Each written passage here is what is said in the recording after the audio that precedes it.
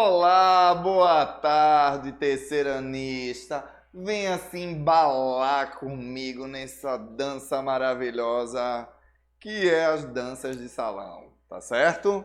Vamos embora, vamos seguindo, que hoje a aula é para dançar. Então pegue o seu par, se você não tiver par, pegue um cabo de vassoura, tá certo? Um rodo e venha-se embora dançar. Vamos embora, danças internacionais, vamos seguindo.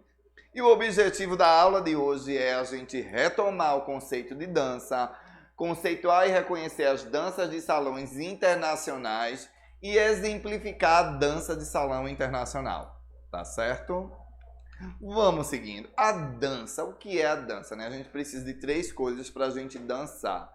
Pessoas, a gente precisa de uma expressão corporal e a gente precisa de emoções, de sentimento. Então a dança é a ação, a maneira de dançar. Trata da execução do movimento ao ritmo de uma música que permite expressar sentimentos e emoções. Mas a gente tem também nessa dança contemporânea que às vezes a gente não tem uma música. Então a gente tem uma expressão corporal que tem a finalidade de exprimir uma emoção, mas pode ser sem música, tá certo? Então esse já é um conceito mais evoluído da dança contemporânea e específica. Mas vamos seguindo, né? A definição de dança de salão é aquela dança a dois, doido para chamar a minha intérprete aqui para dançar, ela de lá e eu de cá, ela fica aqui interpretando, aqui de ladinho, ó. Aqui de ladinho e eu doido para chamar ela para dançar, mas não dá, tá certo? Então a dança de salão é o conjunto de danças executadas por um casal que podem ser realizadas social ou competitivamente. Pode funcionar como uma recreação, a ser agradável para quem dança e para quem aprecia. Então quem dança, tem aquela ditada, né? Quem canta os mares espantam. Então quem dança, o bal se espanta, tá certo? Vamos seguindo. A dança, olha que brasileira maravilhosa aí essa foto. A expressão do tango aí, eu acho que essa daí, eu não sei, acho que é uma zumba aí. Então, por meio da colonização e com o passar do tempo, as danças foram se popularizando-se, desdobrando-se e deram origem a vários estilos rítmicos de dança que se misturaram com as suas formas e locais populares, resultando que conhecemos atualmente como as danças de salão. Aquelas danças que são a dois, ao par, tá certo? Acho melhor dizer ao par, porque aí fica ao critério de você, pode ter pessoas de gêneros diferentes e mesmo gênero, tá certo? E aí a gente tem alguns exemplos de dança, né? A gente tem, acho aí na primeira figura, um tango, eu acho que essa daí um samba de gafieira, a gente tem uma zumba e a gente tem uma valsa, né? A própria expressão da dança internacional e ainda mais erudita, né? Vamos seguindo, né? O tango, olha que maravilhoso. Quero agradecer essa animação ao pessoal da ETEPAC aí. Eu doido para fazer esse passo com essa intérprete, mas ela fica de lá e eu fico de cá. Tá certo? Tango nasceu no final do século XIX, derivado das misturas entre as formas musicais dos imigrantes italianos e espanhóis e dos crioulos descendentes dos conquistadores espanhóis que habitavam os Pampas, aquela região do Rio Prata ali em Buenos Aires, não é isso? Além que habitavam os Pampas, além do batuque de negros chamado de candomblé. Surgiu nos subúrbios crescentes de Buenos Aires aí, né? Na fase inicial, o tango era ó, tam tam tam tam, taran tam tam tam tam tam, só era dançado pelos homens. Pode observar aí nessa figura aí. Então era uma dança estritamente masculina, porque o que é que acontecia, né? Eles iam trabalhar final de tarde, mais ou menos essas 4, 5 horas da tarde, e assim, embora se reunia todo mundo e ia tomar uma cachaçinha. Tomar uma cachaçinha, não tinha mulher, então eles já estavam cheios do cacau e começavam a dançar os dois. Então, na fase inicial era popularmente dançada só por homens, o povo se encarregava de improvisar as letras picantes e bem-humoradas, mas não eram letras oficiais. Então você observa também, gente, que esse punho cerrado aqui e não se entreolhar era justamente por causa disso. Então no início, como era dançado por homem, não tinha aquela coisa, eu vou olhar para o homem barbado, então eles dançavam entre eles sem entreolhar, tá certo? Em 1910 só era dançado por homens, até 2017 a gente tem a questão do tango canção, né? E a gente vem com Perfume de Gardenia aí. Em 1920 surgiram as grandes orquestras de cabarés de luxo, chegando no auge da década de 40. E aí a gente tem a ascensão da Argentina a partir da década de 40 aí com a extração chegando a ter uma das 10 grandes economias mundiais. E aí todo Buenos Aires foi reconstruída, né? E aí tem aquela grande e famosa ascensão da América do Sul, era da Argentina. Então era considerado o país rico, o país branco da América do Sul. Então os ricos, eles tinham esse hábito, né? De ir para onde? De ir para a Europa, Paris, onde? Por quê? Porque lá estava todo mundo, era a nata da grande sociedade mundial. Então, os filhos dele, eles mandavam ir para lá. Então, eles estudavam na Europa, ajudando a reproduzir ou introduzir o tango na Espanha, na França. E aí, o que é que acontece, né? O tango, ele é levado aí para Paris, depois de Paris. Paris era considerada a capital mundial da cultura, da efervescência. E aí, o tango ele foi conhecido mundialmente. E aí, depois dessa releitura, ele volta para Buenos Aires. Quando eu digo que ele volta para Buenos Aires, ele volta com tudo, né? Ele volta com uma dança aclamada, a dança sensual, a dança que mostrava a paixão ardente entre os casais. Então, ele é aclamado pelo mundo inteiro. Então, a gente tem aquela cultura do tango ser, vamos dizer assim, enebriador, conquistador, aqueles movimentos rotativos de perna de mulheres, onde a gente só via a questão da panturrilha para baixo, ou nem via as mudanças de direções que foram elevadas pelo quadril. Então, e ao mesmo tempo o olhar lascivo, tácito da dama, sempre olhando para baixo, submissa ao seu cavalheiro. Então o tango ele traz essa enebriação que dá vontade de dançar, né? Solta um tango aí pra gente dançar, era tudo que eu queria. E aí o tango ele é dançado normalmente em linha, né? Numa posição cerrada, peito com peito colado, encostado, cara na cara, mas sem ter o contato labial. No entanto, o novo tango permite dançar de uma postura mais aberta. Já é o que a gente vê, essa modernização, é o que a gente vê. Isso também ele leva a influência das outras danças rítmicas que tinha, da zumba, do maciço pernambucano, da cúmbia, que vinha da América Latina. E aí a gente tem, o tango argentino ele é considerado o verdadeiro tango autêntico, já que é o mais parecido como se dançava originalmente em Buenos Aires, na Argentina. A gente tem vários tipos, o tango de salão, o tango milongueiro, o novo tango, o show de tango, o tango fantasia, que esse daí é mais mostrado mais comercial para os visitantes que vão na Argentina, que estão naquelas grandes praças, onde na verdade eles dançam, mas é um verdadeiro espetáculo para vender a dança. E aí a gente pode comparar essa questão do dança e espetáculo quando a gente vê o quê? Por exemplo, a gente vê aqui no alto da Sé de Olinda. Então, a gente ia para lá, a gente via apresentações de frevo, a gente via no Marco Zero. Isso daí por quê? Porque ele convida, eu preciso tornar a dança como um espetáculo e ao mesmo tempo se popularizar e mostrar para os estrangeiros. Outra dança maravilhosa, mas antes de ir para o bolero, voltando para o tango. Gente, eu quero que vocês dêem uma pesquisada aí, eu acho que é no YouTube, o filme Perfume de Mulher. Tem uma dança de Al Pacino que ele faz, ele interpreta um cego, né? E aí é bem interessante essa parte que ele vai dançar um tango e aí ele pergunta as medidas. É maravilhoso, é maravilhoso. Chega, deu vontade. Mas vamos para bolero, né? Vamos bolero agora. No século X, registrou-se bolero, vê que foto linda. Ricardo Gere e Jennifer Lopez, J-Lo aí, ó, nessa foto maravilhosa desse filme aí, do filme Dança Comigo, 2004, tá? Então, outra sugestão de filme para você ver, um sábado à tarde, assiste aí para você se lembrar de dança, de educação física.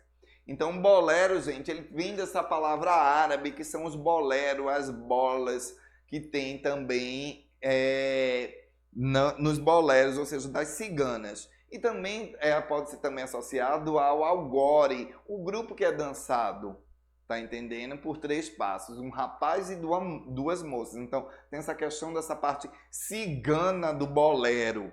O bolero tem a sua raiz devido ao fato dos mouros terem ocupado a Espanha por muitos séculos. Os mouros são aquelas pessoas que são estrangeiras e quando eles vão ocupar a Espanha tem aquelas questões dos ciganos, dos invasores. Então tinha isso de um homem dançar com 2 mulheres. Então ao mesmo tempo que ele dança, ele faz esse bolero, essa própria dança, tá certo? E aí, o bolero tem aí sua raiz, devido ao fato dos mouros terem ocupado a Espanha por muitos séculos. Não é de estranhar que o espanhol ele tenha absorvido a palavra, para muitos vem de bolera, das bolas que ornamentava os vestidos das ciganas. E aí tem os vestidos da cigana e também tem aquele próprio bolero, né? Aquela coisa fechadinha aqui. Hoje a nossa operadora aqui, ela tá vestindo um bolero, só não tem bola. A Aninha aí, ó, a que tava dançando comigo, então só não tem bolas, mas ela tá com um bolerozinho, aquele, vamos dizer, fechadinho aqui, pequenininho aqui. O bolero, né? Para os outros a palavra bolero vem de volear, de voar, pois as dançarinas pareciam estar voando, fazerem rodopios, movimentos nos vestidos. E aí a gente tem as peças Jeep, Siquim, né, que era um grupo aí que mostra Jeeps de vem de cigano, essa parte de levantar as saias, de bolear, dá todo esse movimento de voar, de rodopiar no salão. Então vamos bolerear, né? A Espanha foi foco da irradiação cultural para o mundo latino, né? No século 17 e 18, e o bolero tem origem das danças espanholas do século 8. O bolero teria vindo para a América através de Cuba, e aí o Brasil, a Argentina se tornou um patrimônio coletivo, né, do bolero, né? Mas antes disso, vamos chamar o QR Code também, né? Tem o QR Code e tem também os fascículos. Então você, ó, cadê? Olha, pode cá. Aí, ó, queridinho. Coloca seu celular aí e aí você pode baixar o QR Code, o fascículos. E para você que é terceironista, não quer ver nada disso, pode só me escutar, porque tem um podcast. Você que vai ali dentro do ônibus, você que vai ali dar a sua corrida, finalzinho de tarde, então você coloca lá e vai escutar um pouquinho de bolero para falar um pouquinho das aulas de educação física. Tá certo? No início ele era executado com acompanhamento de castanhola e aí a gente vê todo esse lado latino, esse lado sensual, esse lado cigano, onde a gente tinha castanholas, violas e pandeiro, no qual o fandango, enquanto o casal dançava sem se tocar em movimentos sensuais de aproximação e afastamento. Influenciou o mambo, o cha-cha-cha, a salsa e também recebeu influências do tango. Apenas no Brasil ele é dançado nos dias atuais como figurações, passo de efeitos e muito giro, tá certo? É porque eu acho que brasileiro é um povo muito quente, né? Não tem essa história do bolero, não. Já vai pro forró, já vai pro esfrega, tchaca na muchaca. Vamos embora, né? Até em Cuba, Porto Rico, República Dominicana, México, o bolero espanhol vai se formando, se baseando na canção prosapla hispânica, agregando elementos das áreas operísticas e das danças romanza francesa, da canção napolitana. E até Ravel, o grande compositor clássico, deu a sua versão para o grande bolero de Ravel, né? Que é conhecido mundialmente, onde vocês podem colocar aí. Se colocar aí em qualquer plataforma, em bolero de Ravel, ou você escuta a música, ou você vê as apresentações artísticas, tanto do balé como da dança contemporânea. E aí fica muito caracterizado.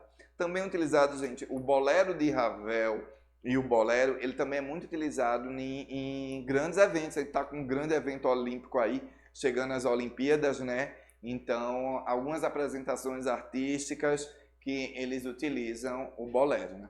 Apesar de toda a história de transformação, o bolero sempre manteve seu caráter de dança de galanteio, suave, terna e romântica, com movimentos caracterizando uma eterna busca de conquista à mulher amada, que por sua vez seduz o parceiro no jogo, que podem durar até 3 minutos, ou mesmo a vida inteira, né? Quem é que vai demorar tanto? Um dia de hoje que a gente quer logo, olhou, beijou.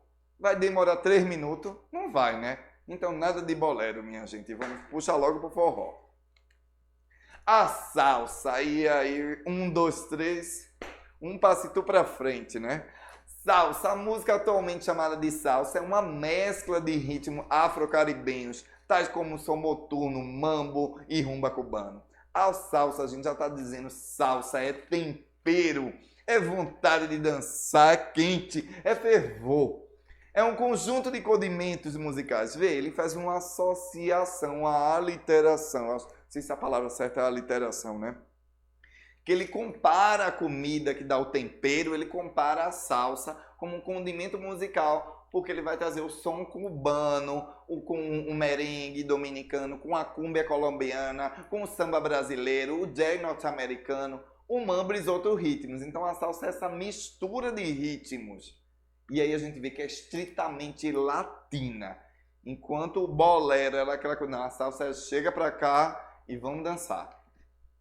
Aí os grandes, nos anos 50 se destaca Benny Amoré e a sua banda Gigante. Então ele teve essa grande participação de fazer explodir a salsa, porque ele utilizava os metais. E aí quando ele utiliza os metais, a salsa explode com Benny Amoré aí, né? A gente também acho que tem Cruz, né?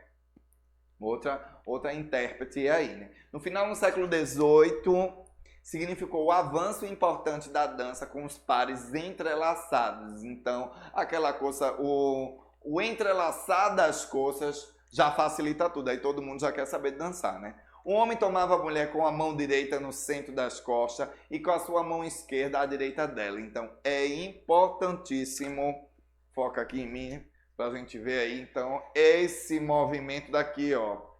Então, essa mão daqui que vai estar encostada nas costas é que vai guiar ela. Se eu quero que ela se aproxime, eu puxo para mim. Se eu quero que ela se afaste, ela vai já. E a outra mão aqui, ó, a mão esquerda, onde vai estar a mão direita dela, é onde eu vou conduzir, jogo ela e faço ela dançar, bailar. Ao mesmo tempo, eu utilizo as pernas para guiar os espaços, delimitar onde ela vai se encaixar. A mão esquerda da mulher ia sobre o ombro do parceiro. Então tem sempre essas danças de salão, ela tem essa postura de colocar a dama, né? Colocar, né? E aí essa animação aí, olha, já vai dançando. Existe uma grande separação da zona pélvica e aproximação do dorso. Então eu encosto peito no peito, encosto peito no peito, sinto o coração, mas não há essa questão da zona pélvica. A gente vê isso muito na zona pélvica, na questão do Zouk, onde ele utiliza muito essa questão do quadradinho de 8 da gente, que a gente fala aqui, né? Mas essa zona pélvica daí, tá certo? Sempre os joelhos são semi-flexionados, né? Ou flexionados, porque eles precisam dessa mobilidade. É uma dança que é no plano mediano, tá certo? Por isso tem essa questão dos pés se levantar de tchá, tchá, tchá, tchá, tchá, tchá, de os pés levantarem alto. Então tem isso, né? E aí a salsa ela se torna esse movimento básico, né? O movimento da caixa torácica que se inclina para as laterais também, tchá, tchá, tchá. O movimento de pisar o pé direito, tórax, e eu jogo para frente. Então, ao pisar o pé esquerdo, se inclina para a esquerda. Então, tem esse movimento que pode ser na lateral e tem esse movimento que tem que ser para frente. Chega a dar vontade de dançar, né? Em Havana, a música ganha uma complexidade e a dança também evolui paralelamente, né? Havana, Cuba, né? Aparecem as primeiras figuras com giro, em que o homem gira sobre os pés guiado pela mulher. Então tem todo essa questão da própria evolução das características fundamentais da dança, né? Os passos básicos são geralmente adicionados voltas e quedas que tornam a dança particularmente exuberante. Então a mulher, ela tem o homem ele dança para a mulher, o homem ele dança para guiar a mulher. E a mulher é que tem que trazer a beleza da dança. A mulher que tem que trazer a beleza, a exuberância, a sensualidade. Então a gente quando olha, o homem ele fica ali só como se fosse só para guiar. Porque ele vai trazer todas as características, toda a visão, a chamar a atenção vai ser da dama. Existem vários estilos de dança, o estilo cubano, o estilo porto-riquenho, o de Nova York, entre outros. E aí ele está mostrando, ó, vai mostrar o estilo porto-riquenho, 1, 2, 3, 4, 5, 6, 7, parou. 1, 2, 3, 4, 5, 6 e 7. Então é aquele de ir para frente e voltar para trás, que é o estilo porto-riquenho. O estilo cubano ele já traz um tempo de 1, 2, os ritmos são mais rápidos. E aí a dança ela é mais irreverente, né? A gente sabe que Cuba é Cuba, né? Os movimentos dançarinos, a música determina o estilo de dança. Tá certo? O estilo colombiano é o estilo Cali, ele é mais exibicionista. Em outras partes mais campestres do país, a salsa é dançada de forma mais fechada. Entretanto, o fundamental é que não há movimento dos pés para frente e para trás. Então a gente tem essa questão do lado, né? E simplesmente se chama de estilo cumbia, que dança os movimentos alternados dos pés para trás ou para o lado. E não há muito truques, giros ou rodopeio. O estilo Miami, gente, é o estilo de salsa show, salsa exibicionista, é salsa com os braços espaguetes, tanto das damas quanto dos cavaleiros. Então tem essa questão de eu ocupar um mais espaço, ser um mais alongado e trazer a questão da ginástica aeróbica aí, né? E o último estilo de dança é a valsa, que vem, né? Foi representada em Viena, na Áustria, em 1776, uma das danças mais elegantes em todos os tempos. E teve sua origem nos danças tradicionais nos campos austríacos. Com algumas adaptações, a Áustria e o sul da Alemanha entra pelos salões a danças como um furacão, imediatamente aceito pela alta sociedade vienense, né? A valsa ela tem seu sucesso, gente, porque não existia tanto o toque, né? A gente sabe que muito conservadora, os europeus, não existia muito toque. Então ela traz isso daí de ser galanteador, né? A valsa e o seu sucesso seguiram para a França, depois Espanha, Portugal, e chegou em Portugal, chegou no Brasil, né? Com a família daí, né? Ela é apresentada aos norte-americanos em 1834, onde não foi muito bem recebida porque era devagar, né? O povo gosta de tchaca-tchaca na mochaca. Intimamente a valsa... Opa, peraí. Tarará. Intimamente a valsa era o que agradava muitas pessoas, principalmente os jovens, que não houve uma resistência suficientemente forte para extinguir a dança.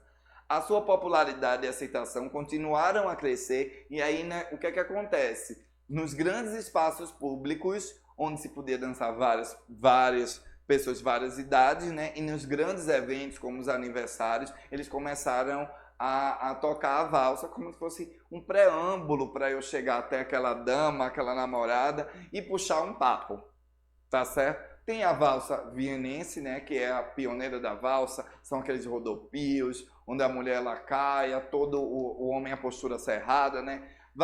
Valsa internacional é uma posição mais fechada, e a valsa o estilo mais americano, tá certo? Valsa moderna, que é a valsa inglesa. E aí, gente, tem por último as valsas peruanas, e aí ele traz todo esse contexto espanhol dessa cultura latino-americana. E eu acho que é isso, a venezuelana e a crop step. E a gente vai encerrando a aula da gente. Você pode dançar um pouquinho valsa, você pode dançar um pouquinho mambo, você pode dançar um pouquinho salsa, você pode dançar um merengue, mas por último não se esqueça de dançar um forró, tá certo? Porque o São João tá chegando. Grande beijo para vocês, a gente se encontra na próxima aula.